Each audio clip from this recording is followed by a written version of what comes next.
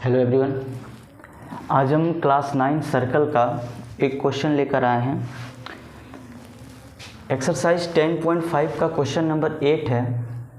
If the non parallel sides of a trapezium are equal prove that it's cyclic. तो देखिए, cyclic prove करना है, ठीक है। साइक्लिक, हम लोग साइक्लिक क्वाड्रिलेटरल क्या होता है? If a quadrilateral is inscribed in a circle, if a quadrilateral is inscribed in a circle then this is known as cyclic। ठीक है, यहाँ पर इस क्वाड्रिलेटरल का जो चारों पॉइंट है, यानी ये चारों जो वर्टेक्स है वो सर्कल पे 4 पॉइंट पे क्या कर रहा है? टच कर रहा है। बाहर नहीं है, सर्कल के अंदर भी नहीं है, बिल्कुल सर्कल के चारों पॉइंट को टच कर रहा है। और ये चारों कौन है? इस क्वाड्रिलेटरल का वर्टेक्स है।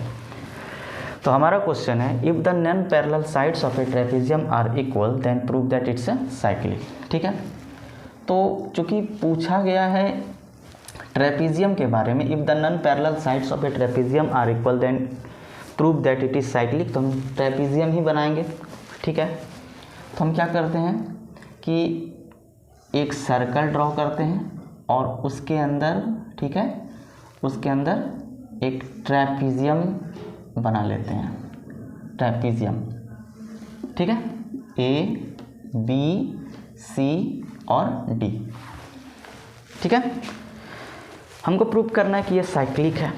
तो जो साइक्लिक के प्रॉपर्टी को फुलफिल करेगा वही साइक्लिक होगा। हमें पता है कि साइक्लिक क्वाड्रिलेटरल का जो अपोजिट एंगल होता है उसका सम जो होता है, यानी अगर ये x है और ये y है, अगर x + y = 180 डिग्री हम प्रूव कर देते हैं तो हो जाता है ये साइक्लिक। या फिर अगर इस एंगल और इस एंगल के सम को अगर हम 180 डिग्री प्रूव कर देते हैं तो ये बन जाता है हमारा साइक्लिक। ठीक है, तो जैसा कि क्वेश्चन में पूछा गया है तो हम इसी क्वेश्चन से स्टार्ट करते हैं। ठीक है, तो सबसे पहला काम क्या करेंगे कि लेट, ठीक है, हम मानकर चलेंगे let A B C D is a trapezium in which AD = BC। ये दिया हुआ है। If the non parallel sides of a trapezium are equal, trapezium में एक पेयर जो होता है अपोजिट साइड का, ठीक है, ट्रेपेजियम में अपोजिट साइड का जो एक पेयर होता है वो पैरेलल होता है और इस दोनों को बोलते हैं ऑब्लिक साइड। तो ये जो ऑब्लिक साइड आप देख रहे हो, ठीक है, ये जो ऑब्लिक साइड आप देख रहे हो इसको नॉन पैरेलल साइड्स बोलते हैं। इस क्वेश्चन में आपका ऑब्लिक साइड इक्वल है। तो if the non parallel sides of a trapezium are equal then we have to prove that it is cyclic. तो हमने लिख लिया टू प्रूव, ठीक है, A B C D is cyclic. हमको प्रूव करना है कि A B C D cyclic है। तो हम करेंगे क्या, इसमें एक हल्का सा कंस्ट्रक्शन करेंगे। ए से डी सी पर हम एक परपेंडिकुलर लाइन ड्रॉ करेंगे। ए से डी सी पर एक परपेंडिकुलर लाइन ड्रॉ करेंगे एम, यानी ए एम, और उसी तरह बी से डी सी पर एक परपेंडिकुलर लाइन ड्रॉ करेंगे एन। क्लियर है? इस तरह क्या होगा, हमारा जो ये यहाँ से जो ये लाइन बना तो ये एक ट्रायंगल इधर बन गया और एक ट्रायंगल इधर बन गया। ठीक है, हम लोग कंस्ट्रक्शन में लिखेंगे, construction draw A M perpendicular to D C and B N perpendicular to D C. ठीक है, अब प्रूफ में आते हैं। Proof in triangle A D M and triangle B C N, दो ट्रायंगल है, इसमें ए एम = बी एन हो जाएगा। इक्वल कैसे? तो बाय कंस्ट्रक्शन से होगा। ठीक है, बाय कंस्ट्रक्शन से। दूसरी बात ये भी है कि किसी भी ट्रेपेजियम में जब हम परपेंडिकुलर लाइन ड्रॉ करते हैं किसी दो पैरेलल लाइन के बीच में, तो वो दोनों आपस में इक्वल होता है। ठीक है, दूसरी बात, angle A M D equal to angle B N C 90 degree होगा, क्योंकि परपेंडिकुलर ड्रॉ किए हैं। ये भी है हमारा परपेंडिकुलर लाइन, क्योंकि इसमें लिखना जरूरी नहीं है, 90 डिग्री ही होता है जब ड्रॉ हम परपेंडिकुलर लाइन ड्रॉ करते हैं, ठीक है, perpendicular.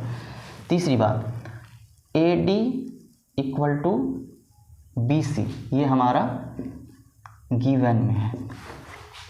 Hence triangle A D M congruent to triangle B C N by R H S rule से ये दोनों ट्रायंगल हमारा क्या हो गया, कॉन्ग्रुएंट हो गया। और जब दो ट्रायंगल कॉन्ग्रुएंट होता है तो इसका कॉरेस्पॉन्डिंग साइड क्या होता है और कॉरेस्पॉन्डिंग एंगल क्या होता है, बराबर होता है। तो हम लोग लिख सकते हैं angle D equal to angle C, angle D equal to angle C. दूसरी बात, चूँकि ट्रायंगल लिए हैं तो ट्रायंगल में इसका ये वाला एंगल और इस ट्रायंगल का ये वाला एंगल, इसको हम नाम दे देते हैं। इस ट्रायंगल का हम नाम लिख देते हैं कि चलो इस एंगल का नाम लिख देते हैं कि ये एंगल 1 है और ये एंगल 2 है।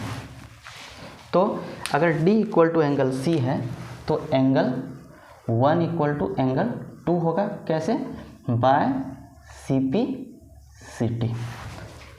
अब यहाँ काम क्या करना है, देखिए, अब हम अपने मन से एडिंग, इस इक्वेशन को हम इक्वेशन 1 मान लेते हैं और इस इक्वेशन को इक्वेशन 2 मान लेते हैं। Adding 90 degree in equation 1, equation 1 में अगर हम 90 डिग्री, अगर इक्वेशन 2 में अगर हम 90 डिग्री ऐड करते हैं, एडिंग 90 डिग्री बोथ साइड्स, ठीक है, इन इक्वेशन 2। अगर इक्वेशन 2 में हम दोनों तरफ 90 डिग्री ऐड करते हैं तो angle 1 plus 90 degree equal to, और इधर एंगल 2 प्लस 90 डिग्री। अब एक बात ये, क्यों 90 डिग्री ऐड किए, क्योंकि जब हमने परपेंडिकुलर ड्रॉ किया था तो ये एंगल 90 डिग्री और ये एंगल 90 डिग्री होता है, इसलिए हमने इसको 90 डिग्री रखा, ये हो गया 90 डिग्री, ठीक है। तो जब एंगल 1 और 90 डिग्री हम ऐड करते हैं, ये वाला एंगल 1, ये जो एंगल 1 दिख रहा है, एंगल 1 और 90 डिग्री जब हम ऐड करते हैं तो ये बन जाता है एंगल ए, और 2 में जब 90 डिग्री ऐड करते हैं तो बन जाता है एंगल बी। इसको मान लेते हैं इक्वेशन नंबर 3। अब कंसेप्ट यहाँ से समझना है, डी हो गया सी के बराबर और यहाँ ए हो गया बी के बराबर। और एक तरीके से ये जो trapezium A B C D है ये क्वाड्रिलेटरल है, और क्वाड्रिलेटरल के एंगल सम प्रॉपर्टी से angle A plus B plus C plus D का जो सम होता है वो 360 डिग्री होता है। नो इन इसको लिख देते हैं ट्रेपीजियम ही, ठीक है, क्योंकि ट्रेपीजियम एक क्वाड्रिलेटरल होता है। नो इन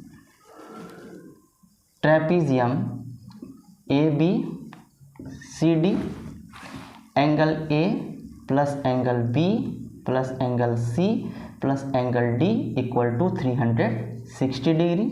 कहाँ से, तो by angle sum property of quadrilateral. अब यहाँ ध्यान में ये रखना है कि चूंकि हमको इसको साइक्लिक क्वाड्रिलेटरल प्रूव करना है तो किसी भी दो अपोजिट साइड का जो सम है उसको हम लोग 180 डिग्री प्रूव कर देंगे, या तो d plus B equal to 180 degree या तो a plus C equal to. तो यहाँ से a प्लस सी को 180 डिग्री रखने के लिए हमें ध्यान देना है इस चीज़ पर कि एंगल a प्लस a किसके बराबर है, b के बराबर है, तो इस b के जगह पे भी हम एंगल a रख सकते हैं, ठीक है। दूसरी बात, एंगल C प्लस इस एंगल D के जगह हम लोग एंगल, क्योंकि यहाँ पर आप देखिए एंगल D किसके बराबर, एंगल C के, तो यहाँ पर हम एंगल C रख सकते हैं, इसको इक्वल टू 360 डिग्री। यहाँ हमको मिलता है 2 एंगल A और यहाँ मिलता है 2 angle C equal to 360 degree. अगर 2 को कॉमन लेते हैं तो मिला angle A plus angle C equal to 360 degree.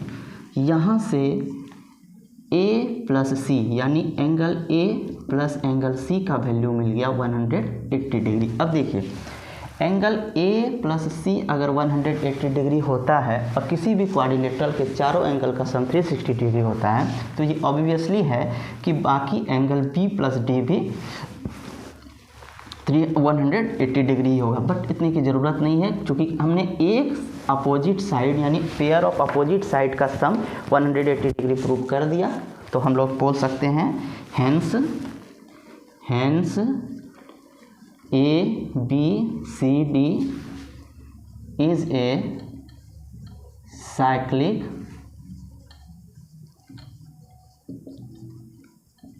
Quadrilateral.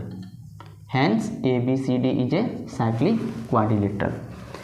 तो यहाँ हमारा कंसेप्ट क्या यूज हुआ? सबसे पहली बात, किसी भी सर्कल के अंदर अगर कोई क्वाड्रिलेटरल हो जो उसके चारों पॉइंट को टच करता हो तो वो साइक्लिक होता है, और साइक्लिक क्वाड्रिलेटरल का अपोजिट एंगल का जो सम होता है वो 180 डिग्री होता है।